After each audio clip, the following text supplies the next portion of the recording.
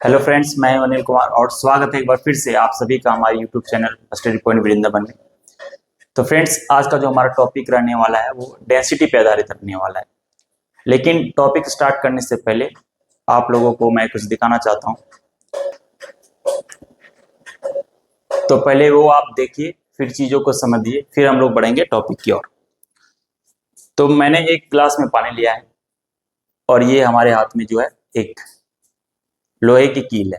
अब मैं इसे इसमें छोड़ता हूं, देखिए क्या होता है।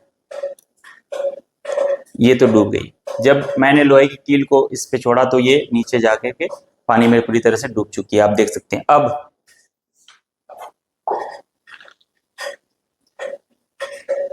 अब मैंने एक आइस क्यूब लिया है।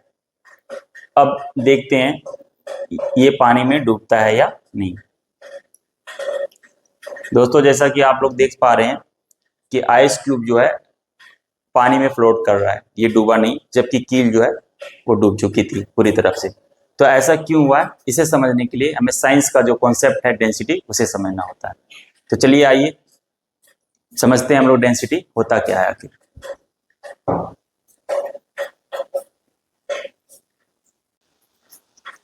तो दोस्तों, जैसा कि हमने देखा कि कील वजन में आइस से कम होने के बावजूद भी कील जो है पानी में डूब गया, और आइस वजन में ज्यादा होने के बावजूद भी वो पानी के ऊपर तैरता रहा। तो इसे समझने के लिए डेंसिटी को हम लोग को समझना जरूरी है। तो देखिए डेंसिटी क्या होता है। डेंसिटी का हिंदी तो घनत्व होता है। डेंसिटी किसी भी ऑब्जेक्ट का डेंसिटी उसके मास अपॉन वॉल्यूम होता है। चलिए इसे और अच्छे तरीके से समझने की कोशिश करते हैं। सपोज आप 1 मीटर क्यूब का कोई कंटेनर लेते हैं।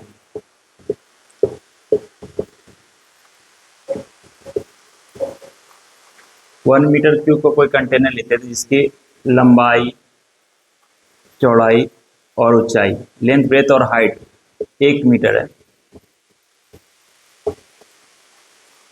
तो 1 मीटर क्यूब का आपने कोई कंटेनर लिया और इसमें अगर आप सबसे पहले अगर वाटर फिल करते हैं, पानी इसमें भरते हैं, तो लगभग इसमें 1000 केजी आएगा और वॉल्यूम इसका हो गया 1 मीटर क्यूब।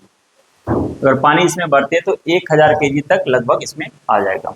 अब अगर इसमें पानी को निकाल करके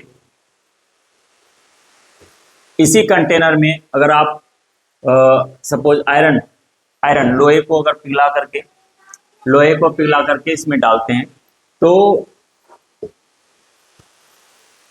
लगभग 7800 केजी इसी कंटेनर में, जहां पानी 1000 केजी आ रहा था, इसी कंटेनर में आपको लोहे अगर पिघला करके आयरन को डालते हैं तो वो 7800 केजी आ जाएगा आराम से।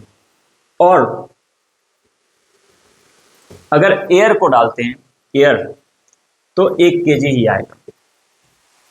तो हमने देखा कि एक ही कंटेनर में जब हम वाटर को ऐड कर रहे हैं तो वो 1000 केजी में ही 1000 केजी में ही फुल हो जा रहा है, और इसी के जगह पानी को जो हम लोग खाली कर देते हैं और इसी में हम लोग आयरन को फिल करते हैं, आयरन लोहे को, तब ये 7800 केजी इसका मास जाने के बाद ये फुलफिल हो रहा है, बढ़ जा रहा है। तो इससे हमें क्लियर होता है कि वाटर की डेंसिटी से आयरन की डेंसिटी क्या होता है, ज़्यादा होता है। यही कारण था जो आप लोगों को मैंने शुरुआत में दिखाया, ये पानी में ये जो छोटा सा कील डूब जाने का कारण यही था कि वाटर की डेंसिटी से इस छोटे से लोहे की बनी कील की डेंसिटी ज़्यादा थी, इसीलिए ऐसा होता है।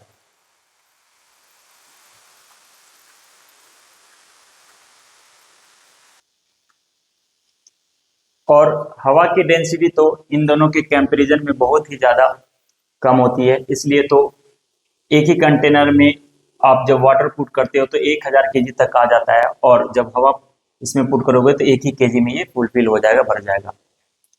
अब आपके मन में एक सवाल और आ रहा होगा कि अगर जब आयरन की डेंसिटी पानी से ज़्यादा होती है तो भारी भरकम जो जहाज है वो पानी में कैसे तैरते रहता है। तो मैं नेक्स्ट वीडियो में ये भी आपको बताऊंगा कि भारी भरकम जहाज जो इतनी बड़ी जहाज जो होती है वो पानी में क्यों तैरते रहती है। आई होप आज का जो टॉपिक हमारा डेंसिटी था आपको पूरी तरह से क्लियर हो चुका होगा। मिलते हैं अपने नेक्स्ट वीडियो में, तब तक के लिए धन्यवाद।